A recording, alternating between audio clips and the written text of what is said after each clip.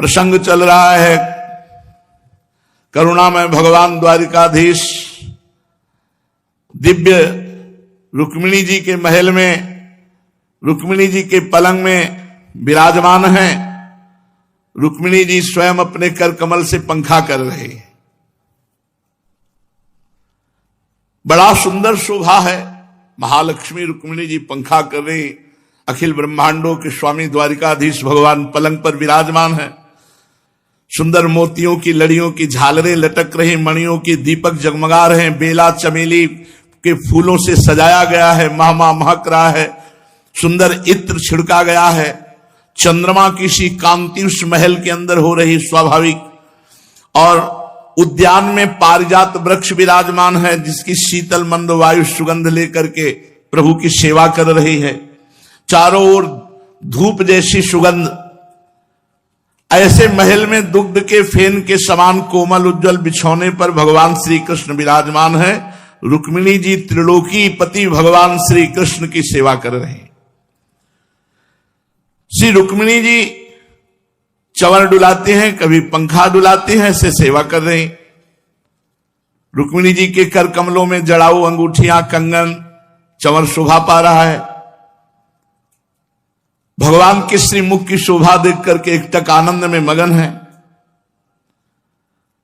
जब भगवान मुस्कुरा देते हैं तो रुक्मिणी जी का हृदय आनंद से भर जाता है। रुक्मिणी जी अलौकिक रूप लावण्यवती महालक्ष्मी ही तो है।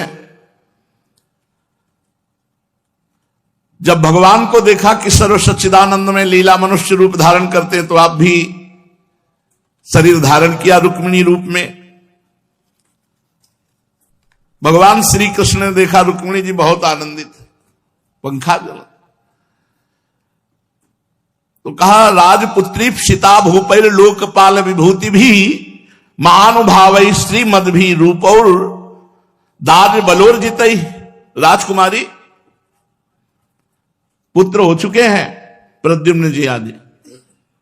भगवान देखो कितनी जोर की मजाक कर रहे हैं रुक्मिणी जी से। कहा, राजकुमारी, बड़े बड़े नरपति जिनके पास लोकपालों के समान ऐश्वर्य और संपत्ति है, जो बड़े महानुभाव हैं, श्रीमान हैं, सुंदरता, उदारता और बल में भी बहुत आगे बढ़े हुए हैं, वो सब तुमसे विवाह करना चाहते थे।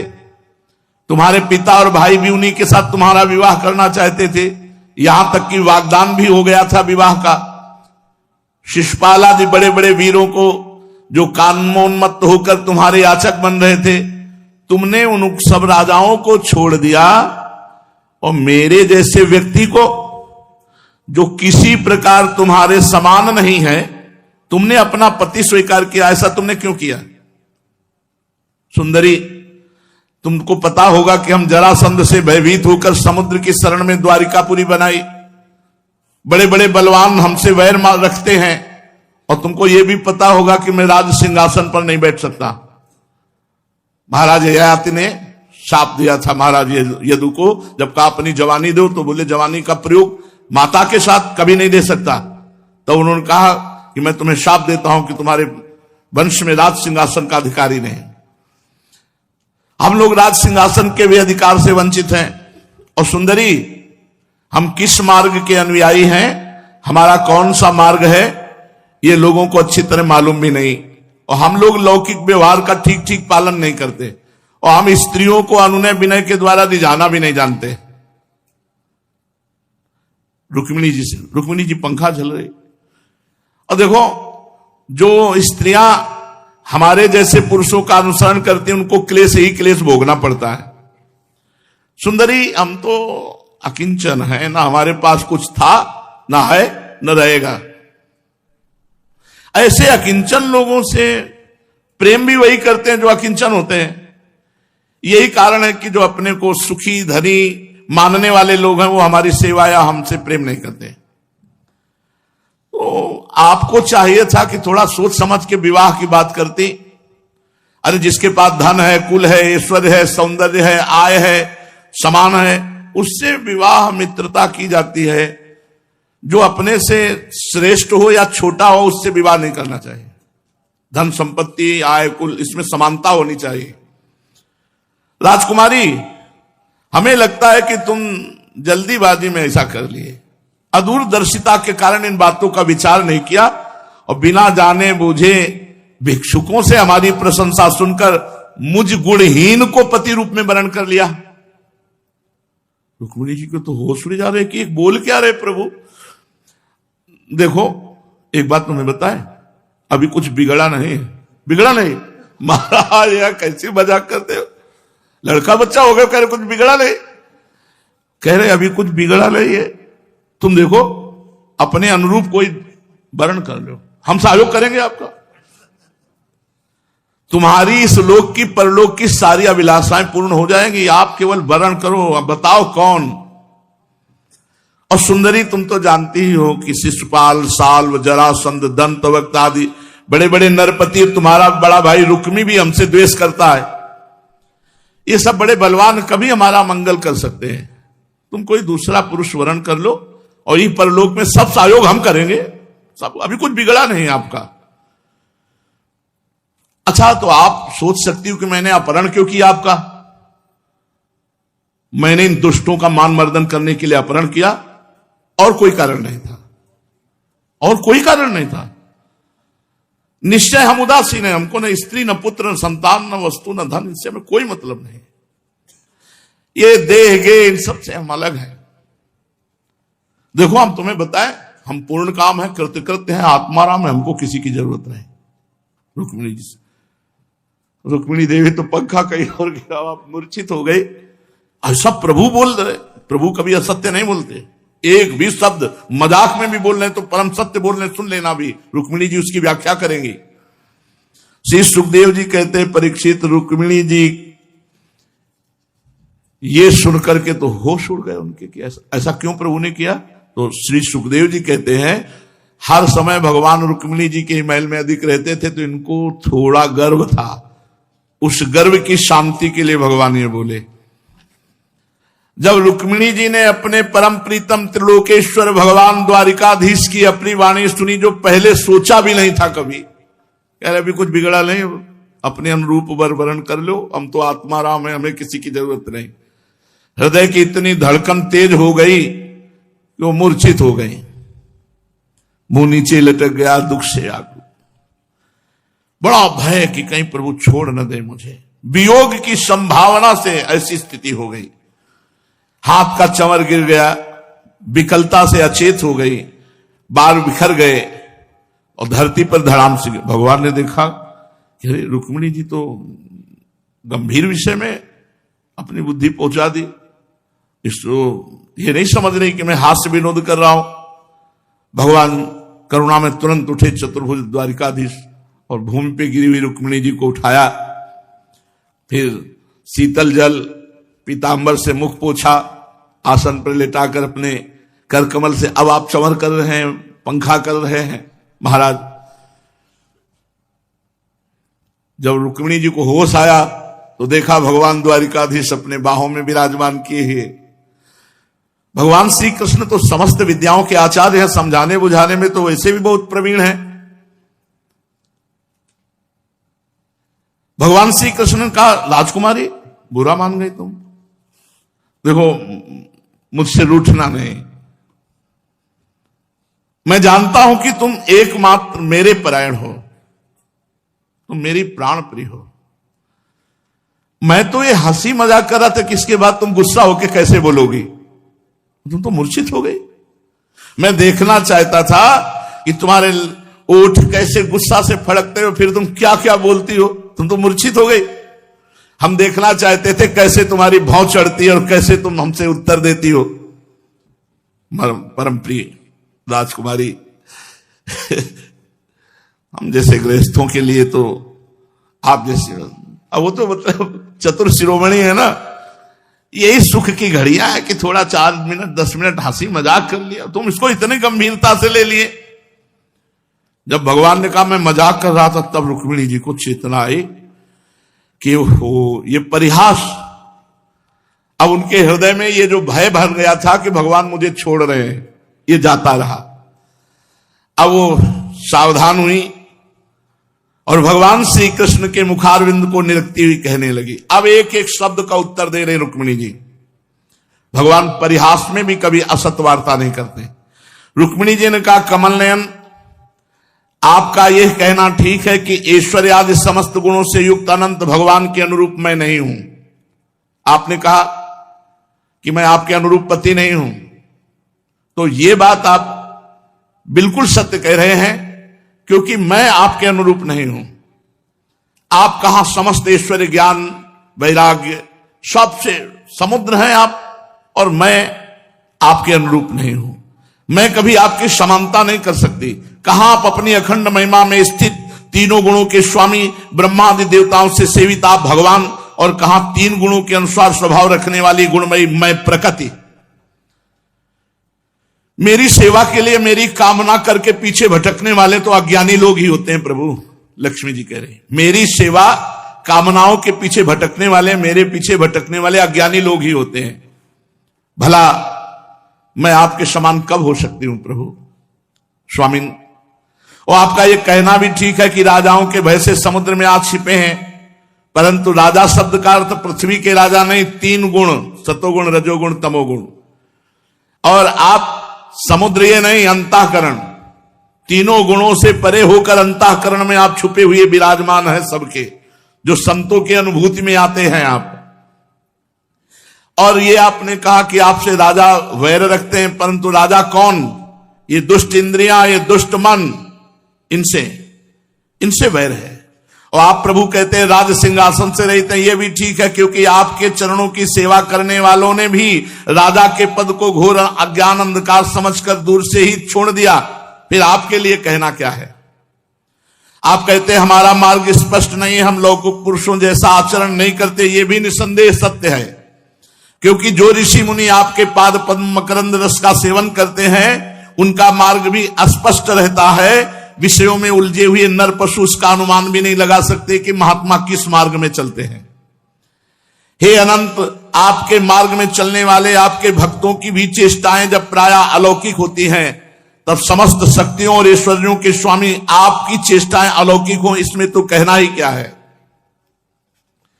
आपने अपने को अकिंचन बतलाया कि मेरे पास कुछ नहीं है, परंतु आपकी अकिंचनता दरिद्रता नहीं है। इसका अर्थ यह है कि आपके अतिरिक्त कुछ है ही नहीं, आप ही सब कुछ है। आपके पास रखने के लिए कुछ नहीं है। परंतु जिन ब्रह्मादि देवताओं की पूजा सब लोग करते हैं, भेंट देते हैं, वे लोग भी आपकी पूजा करते हैं। आप उनके प्यारे हैं और वे आपके प्यारे हैं। आपका यह कहना भी सर्वथा उचित है कि धनाढ्य लोग मेरा भजन नहीं करते। तो जो लोग अपनी धनाढ्यता के अभिमान से अंधे हो रहे हैं और इंद्रियों को तृप्त करने में लगे हैं, वे ना तो आपका भजन सेवन करते हो, ना ये जानते हैं कि मृत्यु के रूप में उनके सिर पर आप सवार हैं। पता नहीं किस समय मृत्यु आ जाए, बस उसी धन भोग में लगे हुए हैं। जगत में जीव के लिए जितने भी वांछनीय पदार्थ हैं, धर्म अर्थ काम मोक्ष, उन सब के रूप में आप ही प्रकट हैं। आप समस्त वृत्तियों, प्रवृत्तियों, साधनों, सिद्धियों और साध्यों के फलस्वरूप हैं। विचारशील पुरुष आपको प्राप्त करने के लिए सब कुछ छोड़ देते हैं। हे भगवान, उन्हीं विवेकी पुरुषों का आपके साथ संबंध होना चाहिए। जो लोग स्त्री पुरुष के सहवास से प्राप्त होने वाले सुख और दुखों के वशीभूत हैं, वो कदापि आपका दर्शन और संबंध प्राप्त करने के योग्य नहीं है। यह ठीक है कि भिक्षुकों ने आपकी प्रशंसा हमें सुनाई, परंतु किन भिक्षुकों ने? उन परम शांत सन्यासी महात्माओं ने आपकी महिमा और प्रभाव का वर्णन किया, जिन्होंने अपराधी से अपराधी व्यक्ति को भी दंड ना देने का निश्चय कर लिया है। मैंने अदूरदर्शिता से नहीं, इस बात को समझते हुए आपको पति रूप में वर्णन किया है कि आप सारे जगत के आत्मा हैं और अपने प्रेमियों को आत्मदान करते हैं। मैंने जानबूझकर उन ब्रह्मा और देवराज इंद्र आदि का भी इसलिए परित्याग कर दिया है कि आपकी भौहों के इशारे से पैदा होने वाला काल अपने वेग से उनकी आशा विलासों पर पानी फेर देता है। फिर प्रभु इन जिन राजाओं की बात की, शिशुपाल, दंतवक्त, जरासंध, ये सब क्या है? आर्यपुत्र, आपकी ये बात किसी प्रकार युक्ति संगत मालूम नहीं होती कि आप राजाओं से भयभीत होकर समुद्र में आ बसे हैं, क्योंकि केवल आपने सारंग धनुष टंकार से मेरे विवाह के समय आए हुए समस्त राजाओं को भगाकर अपने चरणों में समर्पित मुझ दासी को उसी प्रकार हरण कर लिया जैसे सिंह अपनी कर्कश ध्वनि से वन पशुओं को भगाकर अपना भाग ले आवे। कमल नयन, आप कैसे कहते हैं कि जो मेरा अनुसरण करता है उसे दुख भोगना पड़ता है? प्राचीन काल के अंग, पृथु, भरत, ययाति, गयादि जो बड़े बड़े राजेश्वर अपना अपना एक छत्र साम्राज्य छोड़कर आपको पाने की अभिलाषा से तपस्या करने वन में चले गए, क्या वे आपके मार्ग का अनुसरण करके कष्ट उठा रहे हैं? आप कहते हैं कि तुम और किसी राजकुमार का वर्ण कर लो। भगवान, आप समस्त गुणों के एकमात्र आश्रय हैं। बड़े बड़े संत आपके चरण कमलों की सुगंध का बखान करते रहते हैं। आपके चरणों का आश्रय लेने मात्र से संसार के पाप ताप नष्ट हो जाते हैं। मैं सर्वदा आपके चरणों में ही निवास करती हूं। फिर आप बतलाइए, स्वार्थ या परमार्थ को जानने वाली कौन सी ऐसी स्त्री होगी जो आपको छोड़कर किसी और पुरुष का वर्ण करे? प्रभु, ये जितने पुरुष है सब मृत्यु, रोग, जन्म, जरादि भयों से युक्त है। कोई भी बुद्धिमान इनका वर्ण नहीं करेगा। प्रभु, आप सारे जगत के एकमात्र स्वामी हैं। आप ही इस लोक और परलोक में समस्त आशाओं को पूर्ण करने वाले एवं आत्मा हैं। मैंने जानबूझकर समझ करके खूब कि आप अनुरूप वर्ण हैं इसलिए वर्ण किया है। ऐसे नहीं कि भिक्षुक सन्यासियों की बात सुनकर। मुझे अपने कर्मों के अनुसार, देखो बहुत सुंदर बात है, मुझे अपने कर्मों के अनुसार विभिन्न योनियों में भटकना पड़े इसकी मुझे कोई परवाह नहीं, पर मेरी एकमात्र अभिलाषा है कि मैं सदा अपना भजन करने वालों का मिथ्या संसार भ्रम निवृत्त करने वाले, उन्हें अपना स्वरूप दे डालने वाले आपके चरणों की शरण में रहूं, चाहे जहां जन्मूं। हे अच्युत, हे शत्रुसूदन, ये संसारी आदमी गधों के समान घर का बोझा ढोने वाले, बैलों के समान गृहस्थी के व्यापारों में जुटे हुए, श्वान के समान तिरस्कार सहने वाले, बिलाव के समान कृपण हिंसक, क्रीत दासों के समान स्त्री से बिके हुए ये शिशुपाल आदि राजा लोग जिन्हें वर्ण करने के लिए आप मुझे संकेत किया, वो किसी अभागिनी स्त्री के पति होंगे, जिनके कानों में देवाधिदेव महादेव भगवान शंकर, ब्रह्मा आदि देवेश्वरों की सभा में गाए जाने वाली आपकी लीला कथा ने प्रवेश नहीं किया। उन अभागिनी स्त्रियों के पति होंगे। ये मनुष्य शरीर अगर है और भगवत चर्चा, भगवान नाम नहीं है तो जीते जी मुर्दा है वो। ऊपर से चमड़ी, दाढ़ी, मूछ, रोए, नख, केशों से ढका हुआ है, परंतु इस शरीर के भीतर है क्या? मांस, हड्डी, खून, कीड़े, मल, मूत्र, कफ, पित्त, वायु। वो मूढ़ स्त्री है जो आपको अपना परम प्रीतम न मानकर इन शरीरों को परम प्रीतम मानती है। वो मूढ़ है। कमल नयन, आप आत्मा राम है। मैं सुंदरी अथवा गुणवती हूं, इन बातों पर आपकी दृष्टि नहीं जाती। तो आपका यह कहना कि मैं उदासीन रहता हूं, यह स्वाभाविक सिद्ध है। फिर भी प्रभु, आपके चरण कमलों में मेरा सुदृढ़ अनुराग हो, यही मैं आपसे मांगती हूं।